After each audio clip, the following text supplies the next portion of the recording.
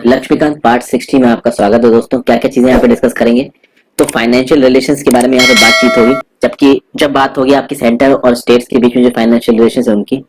फिर सेंटर और स्टेट के बीच में टैक्स लगाने की ताकत को किस तरीके से बांटा गया है इसके बारे में बात करेंगे। कौन कौन से इंपॉर्टेंट आर्टिकल्स है संविधान के इसके बारे में बात करेंगे, इसको तो बहुत हल्का फुल्का देखेंगे।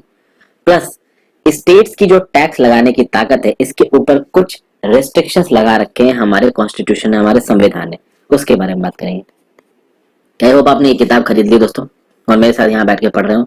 आगे बढ़ने से पहले वीडियो पे लाइक का बटन जरूर दबा दीजिए। वीडियो की नोटिफिकेशंस के लिए टेलीग्राम चैनल को भी आप यहाँ पे ज्वाइन कर सकते हैं। अब शुरुआत में बता रखा है कि देखिए पार्ट 12 ऑफ द कॉन्स्टिट्यूशन में फ्रॉम आर्टिकल 268 टू आर्टिकल 293 ये डील करता है सेंटर और स्टेट के फाइनेंशियल रिलेशंस के साथ। अब यहाँ पे सबसे पहले आप देखिए एलोकेशन ऑफ टैक्सिंग पावर्स, किस तरीके से टैक्स लगाने की ताकतों को सेंटर और स्टेट गवर्नमेंट के बीच में बांटा गया। आप देखिए जो यूनियन लिस्ट है सातवें शेड्यूल में यूनियन लिस्ट है, स्टेट लिस्ट है, कॉन्करेंट लिस्ट है। यूनियन लिस्ट में 13 सब्जेक्ट्स के ऊपर टैक्स लगाने की पूरी ताकत है किसके पास? पार्लियामेंट के पास। तो यूनियन लिस्ट के अंदर बहुत सारे ऐसे हेड्स हैं जहां पे टैक्स लगाने की ताकत दी गई है पार्लियामेंट को। तो यूनियन लिस्ट की entry number 82, entry number 83, entry number 84, entry number 85, 86, 87। वहीं पे अगर आप बात करो स्टेट लिस्ट की, तो स्टेट लेजिस्लेचर के ऊपर 18 एंट्रीज ऐसी हैं कहां पे? स्टेट लिस्ट में, जहां पे स्टेट लेजिस्लेचर के पास टैक्स लगाने की ताकत है। एक बार हम इन दोनों लिस्ट को देखते हैं तो आपको समझ में आएगा। ये दोनों लिस्टों को देखिए, साथ साथ आप जो रेफरेंस सेक्शन है लक्ष्मीकांत का उसको भी देखिए, चीजें बहुत क्लैरिफाई हो जाएंगी आपको। ये देखिए दोस्तों, ये है यूनियन लिस्ट। अभी आप अगर लक्ष्मीकांत का रेफरेंस सेक्शन देखेंगे तो एंट्री नंबर 82 पे पहुंचते हैं सीधे सीधे। अगर आप नीचे एंट्री नंबर 82 पे पहुंचते हो तो आपको 82 पे क्या नजर आएगा? ये देखिए taxes on income other than agriculture income. उसके बाद 82 में 83 में देखिए duties of customs including export duties. 29 देखिए, सॉरी 84 देखिए duties of excise on the following goods manufactured और प्रोड्यूस्ड इन इंडिया। तो 82, 83, 84, 85, 86, 87, 88, 89, 90 इन सब में आपको वो हेड्स दिख जाएंगे यूनियन लिस्ट के जिसके ऊपर पार्लियामेंट केवल टैक्स लगा सकती है। अब चलते हैं हम लोग स्टेट लिस्ट की तरफ कि भैया स्टेट लिस्ट के अंदर ऐसे कौन से हेड्स हैं जहां पे केवल स्टेट गवर्नमेंट नियम कानून बना सकती है। तो यहाँ पे आ गया भाई हम लोग स्टेट लिस्ट में। आप लक्ष्मीकांत के रेफरेंस सेक्शन में देखिए तो एंट्री नंबर 45 से शुरुआत हो रही है। भाई एंट्री नंबर 45 पे आते हैं। एंट्री नंबर 45 में आपको क्या दिख रहा है? Duties in respect of succession to agricultural land. फिर 46 में स्टेट ड्यूटी, 47 में duties on lands and buildings. फिर इस तरीके के और भी बहुत से टैक्सेस दिख रहे हैं। तो ये वो हेड्स है जहां पे स्टेट गवर्नमेंट टैक्स लगा सकती है। तो हमें ये समझ में आया कि भाई यूनियन लिस्ट में कौन कौन से ऐसे सब्जेक्ट्स हैं। ये सब्जेक्ट्स रेफरेंस सेक्शन में लिखे हुए, आप चाहो तो पूरा देख लो। हालांकि पूरा देखने की जरूरत नहीं, मैंने बस आपको एग्जांपल के लिए और आपकी समझदारी के लिए, आप चीजों को और अच्छी तरीके से समझ लो उसलिए मैंने आपको यूनियन लिस्ट को दिखाया और स्टेट लिस्ट को दिखाया। ये दोनों लिस्ट आपको हमारी कॉन्स्टिट्यूशनल वेबसाइट पे भी मिल जाएंगे और साथ साथ विकिपीडिया पे भी मिल जाएंगे। आप रेफरेंस वाले, ये जो लक्ष्मीकांत में जो रेफरेंस वाला सेक्शन है वहां से उनको मैच करा सकते हो। अभी अगर टैक्स की बात की जाए ना दोस्तों, तो कॉन्करेंट लिस्ट में कोई भी टैक्स एंट्री नहीं है, क्योंकि कॉन्करेंट लिस्ट में वो सब्जेक्ट्स आते हैं जहां पे सेंट्रल गवर्नमेंट भी नियम कानून बना सकती है, स्टेट गवर्नमेंट भी नियम कानून बना सकती है। तो भैया टैक्सेस को बहुत प्रॉपर तरीके से सेग्रीगेट किया गया। जो स्टेट के टैक्सेस है वो अलग है, जो सेंटर के टैक्सेस है वो अलग है। लेकिन एक एक्सेप्शन है यहाँ पे, जो 101st अमेंडमेंट एक्ट आया है ना 2016 का, इसने क्या किया? इसने एक एक्सेप्शन किया और एक्सेप्शन में ये बोला गया कि ये जो गुड्स और सर्विसेज टैक्स है, इस गुड्स और सर्विसेज टैक्स को स्टेट गवर्नमेंट और सेंट्रल गवर्नमेंट के कॉन्करेंट ज्यूरिसडिक्शन के अंदर रखा गया। यानी अब तक ऐसा कोई टैक्स नहीं था जिसके ऊपर स्टेट गवर्नमेंट भी नियम कानून बना सके, सेंट्रल गवर्नमेंट भी नियम कानून बना सके। लेकिन अभी के लिए जीएसटी एक ऐसा टैक्स निकल के आता है जिसको कॉन्करेंट लिस्ट पे जगह दी गई है, जो कि आप कह सकते हो जहां पे सेंट्रल गवर्नमेंट भी नियम कानून बना सकती है, स्टेट गवर्नमेंट भी नियम कानून बना सकती है। 101st अमेंडमेंट एक्ट ऑफ 2016 ये कहां मिलता है? Article 246A of the Indian constitution. तो जब जीएसटी की बात आई तो आर्टिकल 246A, ठीक है। तो मतलब जीएसटी के ऊपर सेंटर स्टेट दोनों की चलती है। अब बात करते हैं residuary powers of taxation. What is basically this residuary powers? Residuary powers मतलब जो किसी के पास भी नहीं है। तो जैसा कि मैंने आपको बताया, अगर जैसे मैंने आपको 7 शेड्यूल में बताया था, union list, state list, concurrent list. मान लीजिए ऐसा कोई सब्जेक्ट है जो किसी लिस्ट में नहीं है, ऑटोमेटिकली किसके पास चला जाएगा, पार्लियामेंट के पास चला जाएगा। तो रेजिडुअरी टैक्सेशन वाला कोई हेड निकल के आता है जिसके ऊपर टैक्स लगाने की ताकत अभी के लिए स्टेट गवर्नमेंट के पास नहीं है, सेंट्रल गवर्नमेंट के पास नहीं, तो वो ऑटोमेटिकली किसके पास चला जाएगा, सेंट्रल गवर्नमेंट के पास। इसके कुछ एग्जांपल्स देता हूं मैं आपको। वेल्थ टैक्स, गिफ्ट टैक्स,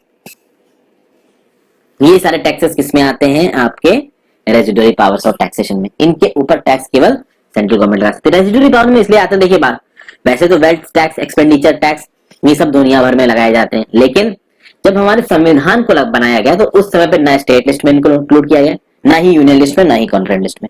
यहाँ पे कुछ आर्टिकल और उनके हेड्स दे रखे हैं, 256, 257, 257A, 258, इनको पढ़ लीजिए। 257A तो काम का है नहीं, 258A, 259 रिपील हो गया, 260, 261, 262 और 263। यहाँ पे खासकर जो 262 है इंपॉर्टेंट हो जाता है, adjudication of disputes relating to waters of interstate rivers और रिवर वैलीज। 263 भी इंपॉर्टेंट है, provisions with respect to an interstate council. Okay, 258A, power of the states to interest functions to the Union, ये उतना important नहीं जितना कि 262 और 263 है। ओके, तो इन आर्टिकल्स को आप एक बार खुद से पढ़ लीजिएगा। अब हम चलते हैं मेन चीज पे, कुछ और चीजों को समझते हैं। अब जब भी किसी टैक्स की बात आती है दोस्तों, तो टैक्स में जब भी बात आएगी 3 तरीके के फैसेट्स आएंगे। सबसे पहली बात, टैक्स को इंप्लीमेंट कौन कर सकता है, टैक्स को लगा कौन सकता है, टैक्स को लेवी कौन कर सकता है, ये पहली चीज। दूसरी बात, लेवी करने के बाद उस टैक्स को कलेक्ट कौन करेगा, और तीसरी चीज, उसका प्रोसीड किस तरीके से किया जाएगा, मतलब उसका डिस्ट्रीब्यूशन किस तरीके से होगा। टैक्स में ये 3 चीजें बहुत इंपॉर्टेंट हो जाती हैं। यहाँ पे एक एग्जांपल दिया गया लक्ष्मीकांत में इनकम टैक्स का। हम सबको पता है इनकम टैक्स सेंट्रल गवर्नमेंट लगाती है, तो income tax will be imposed by central government, levied by central government. Income tax को कलेक्ट कौन करेगी, सेंट्रल गवर्नमेंट उसको कलेक्ट करेगी। क्या सेंट्रल गवर्नमेंट इनकम टैक्स को पूरी तरीके से अपने काम के लिए इस्तेमाल करेगी, नहीं। इनकम टैक्स में जो भी पैसा सेंट्रल गवर्नमेंट के पास आ रहा है, उस पैसे को सेंट्रल गवर्नमेंट स्टेट्स के साथ भी डिस्ट्रीब्यूट करती है। ओके, फाइनेंस कमीशन बनते हैं ना, पता है ना, पहले इस काम में प्लानिंग कमीशन का एक बहुत मेजर रोल होता था, अब फाइनेंस कमीशन की बात मानी जाती है। तो ये तो हमने देखा इनकम टैक्स का एग्जांपल। तो मतलब एक टैक्स 3 पैरामीटर्स में देखा जाता है। फर्स्ट ऑफ ऑल, उसको लगाने की ताकत किसके पास है, दूसरी बात उसको कलेक्ट कौन करेगा, और तीसरी चीज उससे जो पैसा आ रहा है वो बटेगा कैसे। अभी इन्हीं तीनों कंटेक्स्ट में जब आप स्टेट की ताकतों की बात करोगे, तो स्टेट्स के पास कहां पे टैक्स लगाने की ताकत है, वो तो चलिए एक अलग चीज हो गई, वो मैंने आपको थोड़ी देर पहले बताया। लेकिन वहां पे रिस्ट्रिक्शंस डाले हैं हमारे संविधान ने कुछ स्टेट पे, जैसे कि फॉर एग्जांपल हमारा जो स्टेट लेजिस्लेचर है ना, वो प्रोफेशनल टैक्स लगा सकता है।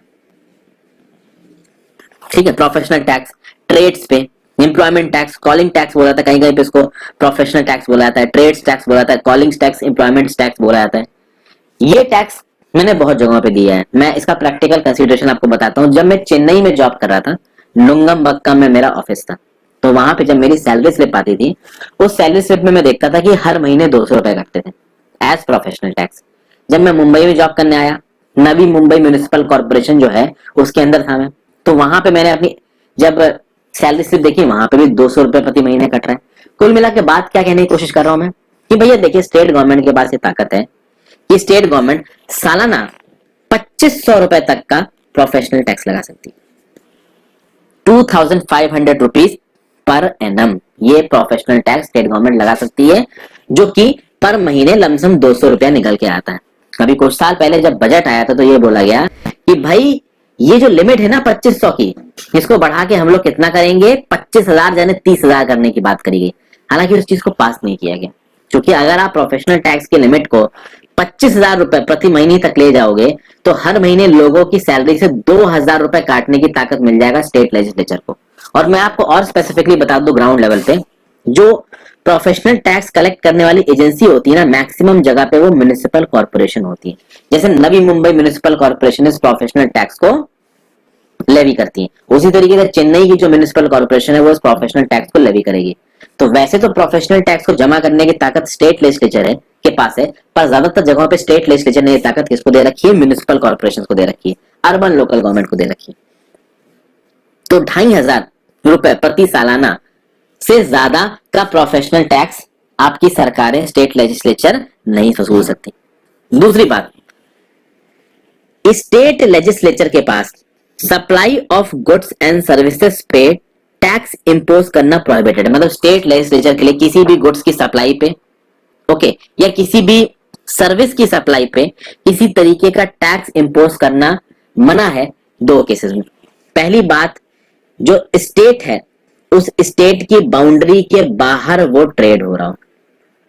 तो अब राजस्थान है, राजस्थान में ट्रेड नहीं हो रहा है, ट्रेड हो रहा है आपका गुजरात और हरियाणा के बीच में। तो अभी राजस्थान में ट्रेड नहीं हो रहा है, ट्रेड हो रहा है गुजरात और हरियाणा के बीच में। तो गुजरात और हरियाणा के बीच में होने वाले ट्रेड के ऊपर राजस्थान टैक्स नहीं लगा सकता। अब कुछ महीने में आप देखोगे कि हो सकता है जब सामान गुजरात से हरियाणा जाए तो बीच में राजस्थान आए, तो राजस्थान ये लॉजिक नहीं दे सकता कि ये सामान तो हमारे इलाके से निकल रहा है तो हम टैक्स लगा रहे हैं। नहीं, अगर जो भी ट्रेड हो रहा है वो दूसरे किसी दो स्टेट्स की एंटिटी में, तो आपको टैक्स लगाने की कोई भी ताकत नहीं है। दूसरी चीज, अगर ट्रेड हो रहा है एक्सपोर्ट के लिए, देश के बाहर कोई सामान जा रहा है, या फिर ट्रेड हो रहा है इंपोर्ट के लिए, इन दो केसेस में भी जो स्टेट गवर्नमेंट है वो किसी तरीके का कोई टैक्स नहीं लगा सकती। देखिए, एक्सपोर्ट पे तो दोस्तों सरकार वैसे ही टैक्स नहीं लगाती, इनफैक्ट एक्सपोर्ट पे सरकार बहुत सारे बेनिफिट्स देती है। Merchandise export from India schemes, foreign trade policy 2015 से लेकर 2020 सुना होगा आपने, उसके अंदर एक MEIS स्कीम शुरू की गई, एक्सपोर्टर्स को बेनिफिट मिलता है। ड्रॉबैक स्कीम, एक्सपोर्टर्स को बेनिफिट मिलता है। EPCG, DECC, advance licence, DFIA, पता नहीं कितने तरीके की स्कीम्स होती हैं जो एक्सपोर्टर्स को दी जाती हैं। तो ऑब्वियस सी बात है, एक्सपोर्टर के ऊपर किसी भी तरीके का टैक्स नहीं लगेगा, ना ही कोई स्टेट गवर्नमेंट टैक्स लगा सकती है अगर चीज एक्सपोर्ट हो रही है। हाँ, वो अलग बात है कि एक्सपोर्ट करने के दौरान GST भरना पड़ सकता है। देखिए, दो तरीके से डॉक्यूमेंट्स बनते हैं। जो शिपिंग बिल बनता है एक्सपोर्ट के लिए, या तो उसमें LUT होता है या उसमें पेड होता है GST।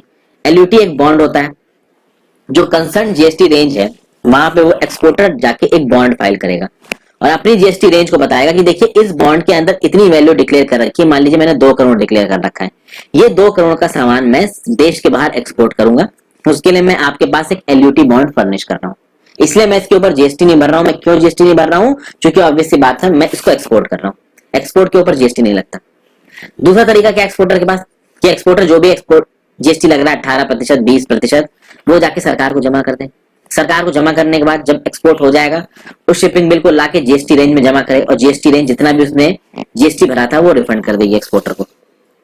तो जब भी चीज इंडिया के बाहर एक्सपोर्ट होती है, उसके ऊपर किसी भी तरीके की GST या कोई और टैक्स नहीं भरना है एक्सपोर्टर को।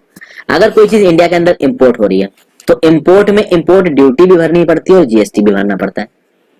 तो मान लीजिए शंघाई से इंडिया में इंपोर्ट आया और आपका चेन्नई पोर्ट पे उतरा, और चेन्नई पोर्ट से वो गया तेलंगाना, तो तेलंगाना की सरकार कोई दूसरा टैक्स नहीं लगा सकती है, क्योंकि ऑलरेडी इस इंपोर्ट के ऊपर GST लग चुका होगा। तो इन दोनों चीजों के ऊपर स्टेट लेजिस्लेचर के पास किसी भी तरीके का टैक्स लगाने की ताकत नहीं है। अच्छा, supply of goods of services और both taking place outside the state, यहाँ पे दो कंडीशन बताई। एक तो जो गुड्स की सप्लाई हो रही है, सर्विसेज की जो सप्लाई हो रही है वो स्टेट के बाहर हो रही है, एक ये चीज। दूसरा इंपोर्ट और एक्सपोर्ट, इन दोनों चीजों के क्या पैरामीटर है, क्या पैमाने हैं, क्या प्रिंसिपल्स है, किन कंडीशंस के हिसाब से इनको कैलकुलेट किया जाएगा, इस चीज को डिसाइड करने की ताकत किसके पास है? पार्लियामेंट के पास। ओके, एक एक लाइन समझा रहा हूं ध्यान से, जो लक्ष्मीकांत ने लिखा है वो भी पढ़ते रहिए। फिर तीसरे पॉइंट पे आ जाते हैं। स्टेट लेजिस्लेचर इलेक्ट्रिसिटी के कंजम्पशन पे टैक्स लगा सकती है, और ये आप स्टेट लिस्ट जाके देखोगे ना, जो अभी मैंने थोड़ी देर पहले दिखाई थी, वहां पे इलेक्ट्रिसिटी पे टैक्स लगाने की ताकत है स्टेट गवर्नमेंट के पास। लेकिन अगर स्टेट गवर्नमेंट के अंदर कोई सेंटर की बिल्डिंग है, मान लीजिए कोई सेंट्रल गवर्नमेंट का डिपार्टमेंट है किसी स्टेट के अंदर, और उस सेंट्रल गवर्नमेंट के डिपार्टमेंट में या फिर सेंटर की किसी अथॉरिटी के द्वारा उस बिजली को कंज्यूम किया जा रहा है, तो उस बिजली की कंजम्पशन पे स्टेट लेजिस्लेचर टैक्स नहीं लगा सकती। तो स्टेट लेजिस्लेचर के पास बेशक इलेक्ट्रिसिटी के ऊपर टैक्स लगाने की ताकत है, पर उस स्टेट लेजिस्लेचर की बाउंड्री के अंदर अगर कोई सेंट्रल गवर्नमेंट डिपार्टमेंट काम हो रहा है या फिर सेंटर का कोई भी काम हो रहा है, तो उस इलेक्ट्रिसिटी कंजम्पशन पे स्टेट गवर्नमेंट टैक्स नहीं लगा सकती, पहली चीज। दूसरी बात देखिए, रेलवेज पूरे देश में दौड़ती हैं, इन रेलवेज को सेटल करने में सबसे मेजर रोल किसका रहता है? सेंटर का।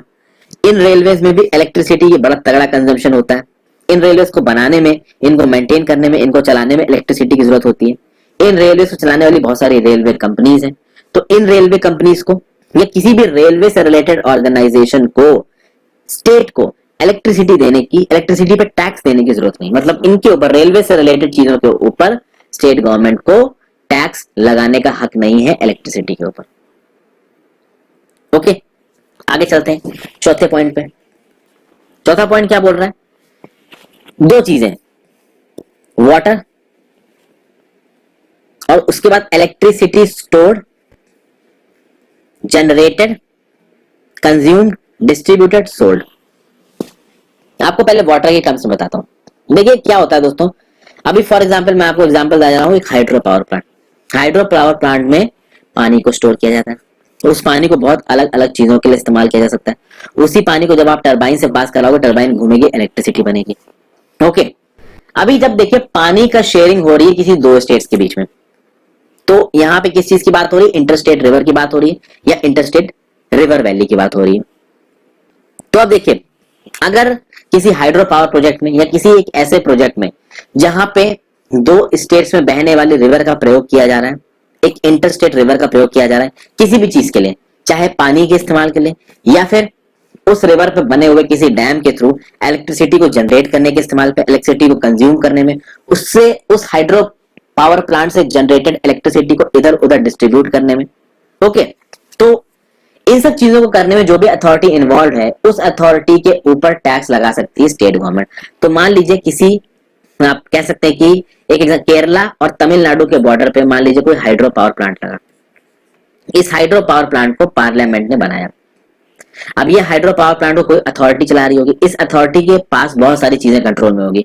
फर्स्ट ऑफ ऑल, इस हाइड्रो पावर प्लांट में जो पानी है उस पानी का प्रयोग कैसे करना है? इरिगेशन के लिए करना है, ठीक है, या फिर हाइड्रो इलेक्ट्रिक पावर यूज के लिए करना है, तो इस चीज पे। प्लस ये जो हाइड्रो इलेक्ट्रिक पावर प्लांट है, ये जितनी भी इलेक्ट्रिसिटी कंज्यूम कर रहा है, जितनी भी जनरेट कर रहा है, जितनी भी इधर उधर बेच रहा है, डिस्ट्रीब्यूट कर रहा है, ग्रिड में फीड कर रहा है, इन सब चीजों के ऊपर स्टेट लेजिस्लेचर टैक्स लगा सकती है। स्टेट लेजिस्लेचर इस हाइड्रो पावर प्लांट की फंक्शनिंग पे टैक्स लगा सकती है, और बहुत सारी हाइड्रो पावर प्लांट की फंक्शनिंग पे स्टेट लेजिस्लेचर टैक्स लगाती हैं क्योंकि उससे उनको पैसा मिलता है। ये अलाउड है, बशर्ते अगर ऐसी किसी, मैं आपको बस हाइड्रो पावर प्लांट एक एग्जांपल दे रहा हूं, ऐसी बहुत सी अलग अलग वेराइट किस्म की अथॉरिटीज हो सकती हैं। Hydro power plant is just an example. Okay, तो अब इस तरीके का कोई अगर टैक्स लगाना है स्टेट लेजिस्लेचर को, तो उसके लिए जब भी स्टेट लेजिस्लेचर टैक्स लगाने के लिए ऐसा कोई बिल पास करेगा, वो बिल ऑब्वियसली बात है गवर्नर के पास जाएगा। गवर्नर के लिए इस केस में ये मैंडेटरी होगा कि गवर्नर उस बिल को रिजर्व करे किसके लिए? प्रेसिडेंट के लिए। प्रेसिडेंट के सामने वो बिल पहुंचेगा, प्रेसिडेंट के सामने पहुंचेगा मतलब council of ministers of the centre के सामने पहुंचेगा, क्योंकि प्रेसिडेंट तो फ्रंट में, पीछे से प्रेसिडेंट को ऑर्डर कौन दे रहा है? Council of ministers of the centre. और फिर प्रेसिडेंट बताएगा कि मैं अपनी असेंट दे रहा हूं इस बिल को कि नहीं दे रहा हूं। अगर प्रेसिडेंट असेंट दे देता है तो वो अथॉरिटी जो भी पावर प्रोड्यूस कर रही है, जो भी पानी का इस्तेमाल कर रही है, उससे जो भी पैसा प्रॉफिट जो भी कमा रही है, पैसा वैसा, उसके ऊपर स्टेट गवर्नमेंट टैक्स लगा सकती है। अगर प्रेसिडेंट रिजेक्ट कर देता है इस बिल को, तो स्टेट गवर्नमेंट टैक्स नहीं लगा सकती। नॉर्मल कर केसेस में बहुत सारे ऐसे हाइड्रो पावर प्रोजेक्ट्स जिनकी मेजॉरिटी स्टेक होल्डरशिप सरकार के पास है, उनके ऊपर स्टेट गवर्नमेंट ने टैक्स लगा रखा है, क्योंकि स्टेट गवर्नमेंट की बहुत बड़ी जमीन का इस्तेमाल होता है, स्टेट गवर्नमेंट से थ्रू बहने वाली नदी का इस्तेमाल होता है, तो प्लस कॉमर्शियल तरीके से चीजें काम करें उसके लिए टैक्स लगाना भी जरूरी है। तो ये था पूरा एनालिसिस दोस्तों, ठीक है। अगले वीडियो में हम लोग डिस्ट्रीब्यूशन ऑफ टैक्स रेवेन्यूज के बारे में बात करेंगे। आई होप मैं आपको चीजों को अच्छी तरीके से समझा पा रहा हूँ। Thank you for watching friends, have a great day, good bye.